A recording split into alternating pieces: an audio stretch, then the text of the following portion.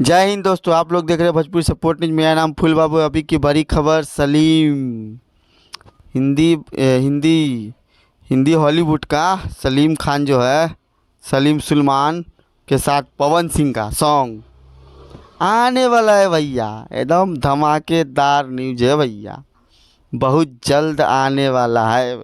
ठीक ना, एकदम गर्दा मचाने। ठीक ना, सलीम सुलेमान के साथ एकदम तहलका मचाने आने वाला। आप लोग तैयार रहिएगा, है ना। सुनने के लिए एकदम दिल बेचैन हो रहा है भैया। ठीक ना, तो ज़रा वीडियो को शेयर कीजिएगा। पवन सिंह का सॉन्ग आने वाला है, आप लोग तैयार रहिएगा। नया साल में आएगा, एकदम धूम मचा के जाएगा। ठीक ना। ठीक है, आप लोग देख रहे हैं भोजपुरी सपोर्ट न्यूज। चैनल को सब्सक्राइब कीजिएगा भाई लोग। जय हिंद।